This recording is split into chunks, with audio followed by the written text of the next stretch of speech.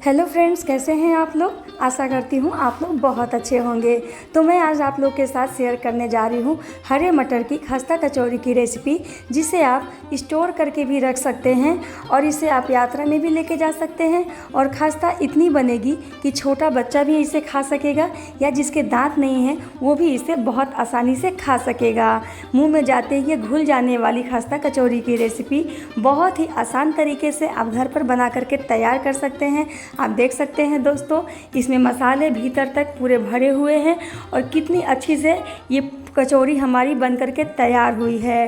तो चलिए दोस्तों, देख लेते हैं मैंने इस आसान सी बनने वाली खस्ता कचौरी को किस तरह से बनाया है और कौन कौन से इंग्रेडिएंट मैंने इसके लिए यूज़ किए हैं।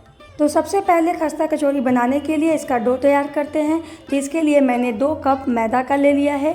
ये मैदे से बहुत ही अच्छा बनता है। जो ट्रेडिशनल खस्ता कचौरी बनती है वो मैदे से ही बनाई जाती है, लेकिन अगर आप चाहें तो इसमें आधा मैदा और आधा आटा मिला सकते हैं। आप चाहें तो इसे गेहूं के आटे से भी बना सकते हैं, लेकिन मैदा से ये बहुत ही अच्छा बनता है। तो मैंने इसमें 2 कप लगभग 400 ग्राम मैदा ले लिया है। अब इसमें हम ले लेंगे आधा टीस्पून जो बेकिंग सोडा आता है ना, खाने वाला जो सोडा होता है जिसे केक वगैरह में हम यूज़ करते हैं, तो उसका हमें हाफ़ टीस्पून ले लेना है। इसके क्या होगा कि हमारे जो खस्ता कचौरी बनेगी बहुत ही खस्ता बनेगी और फूले फूले से बनेंगे। तो हाफ़ टीस्पून इसे हमें ले लेना है। इसके बाद इसमें हम स्वाद के अकॉर्डिंग नमक ले लेंगे। नमक थोड़ा ही डालिएगा क्योंकि मसाले में भी नमक रहेगा। और हमने 400 ग्राम मैदा लिया है, तो इसमें लगभग 4 से 5 चम्मच इसमें तेल ले लेंगे। तेल या घी से भी आप इसमें मोयन दे सकते हैं। तो इसमें मैंने लगभग 5 चम्मच तेल का ले लिया है। इसके बाद क्या करना है कि इसे हमें अच्छी तरह से मिक्स करना है, ताकि जो हमने तेल डाला है, नमक डाला है और इसमें सोडा डाला है, तो उसे अच्छी तरह से आटे में मिक्स करना बहुत ज़रूरी है।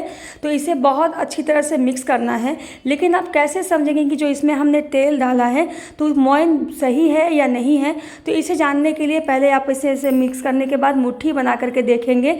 तो अगर ये बिखर नहीं रहे हैं और अच्छी तरह से इसकी मुट्ठी बन रही है, तो इसका मतलब है कि इसमें जो हमने मोयन डाला है वो बिल्कुल परफेक्ट है। इससे ज़्यादा इसमें हमें मोयन का इस्तेमाल नहीं करना है। तो देख लीजिए दोस्तों, कितनी अच्छी से हमारी मुट्ठी बन रही है। तो अभी क्या करना है कि इसे हमें डो बना लेना है। तो इसमें पानी डाल करके अच्छे से इसे हम गूँथ लेंगे। तो थोड़ा थोड़ा पानी डाल करके इसे गूँथेंगे। इसे बहुत ज़्यादा हमें सख्त नहीं गूँथना है और ना ही बहुत ज़्यादा इसे नरम गूँथना है। बेसिकली जैसे रोटी का आटा हम बनाते हैं ना, तो बिल्कुल उस तरह से इसका आटा हम तैयार कर लेंगे। तो देख रहे हैं, इसे एक ही साथ अगर पानी डाल देंगे तो ये गीला हो सकता है, इसलिए थोड़ा थोड़ा करके पानी डाल के मिक्स करते हुए इसका डो हम तैयार कर लेंगे। तो इस तरह से देखिए हमारा डो तैयार हो गया है। और आप देख सकते हैं कि ये ज़्यादा सख्त भी नहीं है और ज़्यादा नरम भी नहीं है। तो इस तरह से इसे हमने तैयार कर लिया है। अब क्या करेंगे कि इसे हम 10-15 मिनट के लिए रेस्ट करने के लिए रख देंगे। तो रेस्ट करने के लिए इसे हम 15 मिनट कम से कम रखेंगे। चलिए आगे की तैयारी कर लेते हैं। तो आगे की तैयारी करने के लिए मैंने यहाँ ले लिया है हरा मटर। अभी बहुत ज़्यादा अच्छा मटर तो नहीं आ रहा है क्योंकि ये अभी लास्ट इसका सीज़न चल रहा है। तो लास्ट में लेकिन मुझे ये मीठे वाले मटर मिल गए थे, तो मैंने ले लिए हैं। तो ये लगभग 1 केजी मैंने लिया था, लेकिन छीलने के बाद ये 300-400 ग्राम होगा। तो इसे अभी हमें पीस लेना है, दरदरा पीसना है इसे, क्योंकि जो दुकानदार बनाते हैं ना, जो उनकी फीलिंग होती है बिल्कुल दरदरी होती है। तो इसे टेस्टी और बहुत ही चटकदार बनाने के लिए मैं इसमें थोड़ा सा अदरक और हरी मिर्च ले लूँगी। ये आप अपने स्वाद के अकॉर्डिंग ले लीजिएगा, इसका कोई नाप जोख नहीं है। तो इसे हमने इस तरह से दरदरा देखिए पेस्ट बना लिया है। देखिए इसके बिल्कुल बारीक पेस्ट नहीं बनाएंगे, इसे इस तरह से दरदरा हम पीस करके तैयार कर लेंगे। आप देख सकते हैं किस तरह का ये पेस्ट बन करके तैयार हुआ है। तो चलिए अभी रेसिपी में हम आगे बढ़ते हैं। अब इसकी फिलिंग तैयार करने के लिए मैंने एक कढ़ाई ले लिया है और इसे हल्का सा गर्म होने के बाद इसमें मैं सरसों का तेल ले रही हूँ। सरसों के तेल का जो स्ट्रॉन्ग फ्लेवर होता है वो फिलिंग में बहुत ही अच्छी लगती है। तो आप यहाँ मस्टर्ड ऑयल का इस्तेमाल कीजिए। अगर ना हो तो आप किसी भी ऑयल का इस्तेमाल कर सकते हैं जो आप घर में यूज़ करते हैं। इसके बाद क्या करेंगे कि इसमें मैं ले लूँगी 1 चम्मच मैंने साबुत जीरा का लिया है। इसमें साबुत मसाले बहुत अच्छे लगते हैं। और 1 चम्मच ही मैंने सौंफ का ले लिया है। सौंफ का टेस्ट इसमें बहुत अच्छा आता है। इसके बाद हाफ़ टीस्पून के करीब मैंने इसमें अजवाइन ले लिया है। अजवाइन इसमें ज़रूर डालिएगा। अजवाइन और सौंफ से ही इसका जो मेन टेस्ट आता है वो इन 2 इंग्रेडिएंट से ही आता है। इसके बाद इसमें मैंने हाफ़ टीस्पून के करीब हींग ले लिया है। हींग से इसका टेस्ट बहुत ही इन्हेंस होता है फ्रेंड्स, तो हींग को आप स्किप मत कीजिएगा, ज़रूर डालिएगा। अब इसमें बारी है कुछ सूखे मसाले डालने की, तो मैंने इसमें 1 चम्मच धनिया पाउडर ले लिया है। धनिया ये मैंने घर में ही बनाया हुआ था, तो इसका धनिया पाउडर का ले लेंगे। और इसके बाद इसमें मैं 2 बड़ा चम्मच बेसन का ले रही हूँ। बेसन से बहुत ही नटी फ्लेवर आता है और बहुत ही टेस्टी बनता है ये, तो बेसन इसमें ज़रूर डालिएगा। ये बाइंडिंग का भी काम करता है, इससे इसकी बाइंडिंग बहुत ही अच्छी होती है। तो जैसे ही हमारा धीरे धीरे से भून जाए, इसमें मैं 1 चम्मच गरम मसाला का डाल रही हूँ। अगर आप बहुत ज़्यादा तीखा नहीं चाहते हैं या बहुत ज़्यादा मसाले वाला नहीं चाहते हैं तो गरम मसाला को आप स्किप कर दीजिएगा। इसके बाद मैं ½ टीस्पून हल्दी का डाल रही हूँ। तो इन सारी चीज़ों को हल्का हल्का सा हम भून लेंगे। उसके बाद हमें जो मटर पीस करके रखा था, मटर को भी इसमें हम मिला देंगे। अब इन सारे मसालों को, मटर को हमें अच्छी तरह से भूनना है ताकि मटर में बिल्कुल भी कच्चापन ना रहे। मटर जितना भूनेगा ना, उसका टेस्ट उतना ज़्यादा इन्हेंस होगा। और बेसन के साथ जब ये मटर भूनते हैं ना, तो इसकी एक बहुत ही अच्छी खुशबू आती है जो पूरे मेरे किचन में फैल रही है अभी इसकी खुशबू। इससे तो पता चल रहा है कि कुछ इंटरेस्टिंग सा बन रहा है और बच्चे बार बार किचन में आ करके देख रहे हैं कि मम्मी क्या बना रही है। तो इसे अच्छी तरह से आपको भून लेना है। देखिए भून गया है। अब इसमें क्या करेंगे कि हम इसमें स्वाद के अकॉर्डिंग नमक भी ऐड कर देंगे। नमक को थोड़ा अंदाज में डालिएगा, क्योंकि हमने आटे में भी नमक मिलाया है, तो नमक ज़्यादा हो जाएगा तो बहुत ज़्यादा ये नमकीन लगेंगे। तो नमक थोड़ा सा कम रखिएगा, मतलब बहुत ज़्यादा कम नहीं रखना है, थोड़ा बहुत कम रखना है। अब इन सारी चीज़ों को हमें अच्छी तरह से मिक्स कर लेना है। इसके बाद इसमें एक बहुत ही अहम इंग्रेडिएंट हम डाल रहे हैं, तो मैंने इसके लिए आमचूर का पाउडर ले लिया है। इससे बहुत ही अच्छा चटपटा और खट्टा फ्लेवर आता है, तो आप ज़रूर इसमें डालिएगा। अगर आमचूर का पाउडर आपके पास ना हो तो आप चाट मसाला का भी इस्तेमाल कर सकते हैं। अब इन सारे इंग्रेडिएंट को हमें बहुत ही अच्छी तरह से भूनना है। अभी इसमें से जब तक खुशबू ना आने लग जाए तब तक आपको इसे अच्छी तरह से भून लीजिएगा। आप देख सकते हैं कि हमारी फिलिंग कितनी सूखी सूखी सी बनी है, और जितना सूखा सूखा रहेगा ना उतना ही अच्छा रहेगा।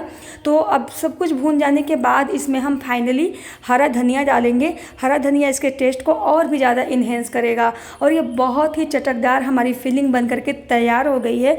ये बहुत ही टेस्टी फिलिंग बनी है। ये कचौरी में भर कर बनाएंगे ना, तो आप 1 की जगह 4 मांग कर खाएंगे, और बच्चे तो बिल्कुल इसके दीवाने हो जाएंगे।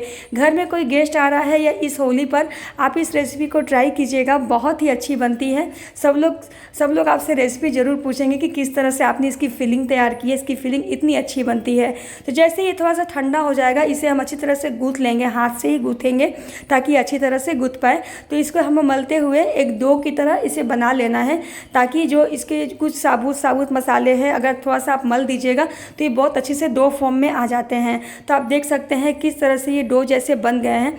तो अभी क्या करेंगे कि अपनी सुविधा के लिए इसकी छोटी छोटी गोलियां हम बना लेंगे, ताकि जब आप इसकी भरावन करेंगे ना तो आपको बहुत ज़्यादा असुविधा ना हो। उसमें ध्यान रखना पड़ता है कि सभी एक साइज़ की बने। तो इससे अच्छा है कि पहले से आप इस तरह से इसकी गोलियाँ बना करके तैयार कर लेंगे, तो आपको बहुत सुविधा हो जाती है इसे भर करके बनाने में।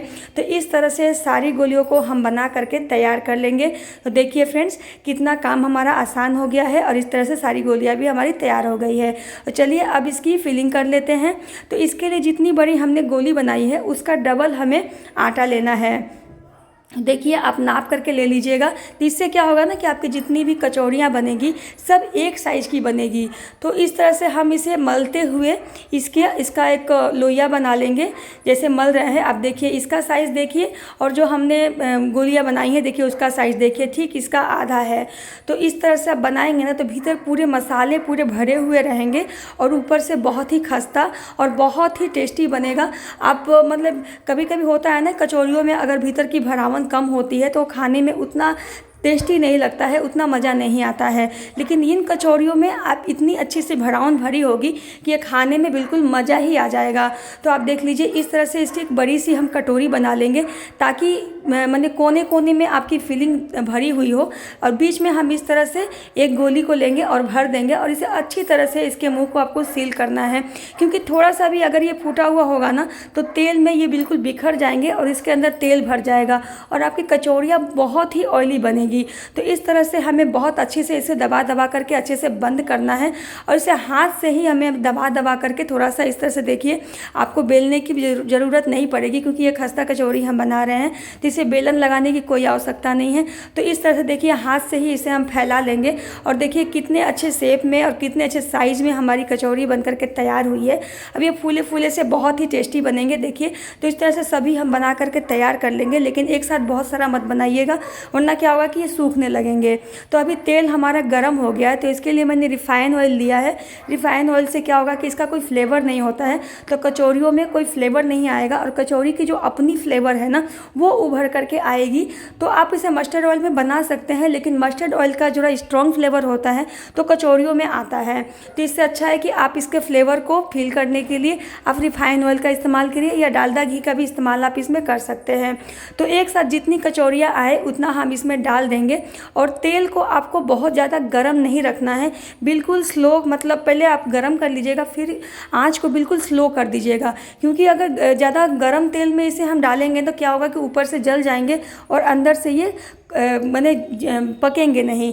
तो इससे अच्छा है कि तेल को आप पहले अच्छे से गर्म कर लीजिए, फिर उसको एकदम स्लो कर लीजिए आँच को। उसके बाद तेल जब ठंडा हो जाए तभी आप इसमें कचौरियों को डालेंगे और धीरे धीरे देखेंगे ना कि पकते हुए जब स्लो तेल में बनाएंगे ना मतलब जो हल्का गर्म तेल में आप इसे बनाएंगे ना तो ये अपने आप फूलने लगती हैं और भीतर तक पक जाती हैं और बहुत ही अच्छे से ये फूल जाती हैं। तो आप देख सकते हैं हमारी कितनी फूली फूली सी कचौड़ियाँ बन करके तैयार हो रही हैं। ये बहुत अच्छे से पकी हैं। आप इसका कलर भी देख रहे हैं, तो इसका कलर देखिए इस तरह का, जब थोड़ा सा हल्का हल्का ब्राउन हो जाए तब इसे हम तेल से एक एक करके निकाल लेंगे। तो देखिए इस तरह से हमारी सारी कचौरियाँ बन करके तैयार कर लेंगे हम पहले, उसके बाद इसकी हम प्लेटिंग करेंगे। तो चलिए पहले कचौरियों को हम तल लेते हैं। तो ये लीजिए दोस्तों, हमारी खस्ता कचौरी बन करके तैयार हो गई है।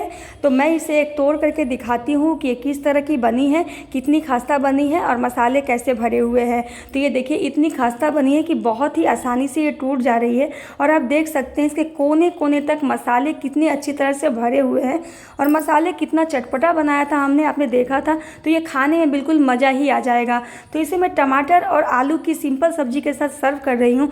धनिया पत्ता के चटनी के साथ भी आप सर्व कर सकते हैं, चाय के साथ भी आप इसे इवनिंग स्नैक के रूप में खा सकते हैं। अगर आप इसे स्टोर करना चाहते हैं तो ऐसे बेलने के बाद जैसे इसे हल्का सा फ्राई करके आपको निकाल लेना है और किसी इसके तेल को अच्छी तरह से ढार करके आप किसी प्लास्टिक में आप भर के रख दीजिए। आप हफ्ते भर तक या 10 दिन तक इसे जब भी आपको खाना हो तो निकाल करके फ्रिज से आप इसे तल करके खा सकते हैं। ये बिल्कुल भी ख़राब नहीं होते हैं, यात्रा में भी आप इसे ले जा सकते हैं, चूँकि इतना खस्ता है तो ये ख़राब नहीं होता है। तो आशा करती हूँ दोस्तों कि आप लोगों को मेरी ये रेसिपी बहुत पसंद आई होगी। अगर पसंद आई है तो इसे लाइक कीजिएगा, साथ ही अपने फैमिली एंड फ्रेंड्स के बीच शेयर कीजिएगा और अगर आप मेरे चैनल पर नए हैं तो इसे सब्सक्राइब जरूर कर लीजिएगा ताकि आप मुझे सपोर्ट कर सके। तो चलिए दोस्तों, लेती हूँ विदा, मिलते हैं किसी और रेसिपी में। तब तक के लिए नमस्कार, अपना बहुत बहुत बहुत ख्याल रखिएगा।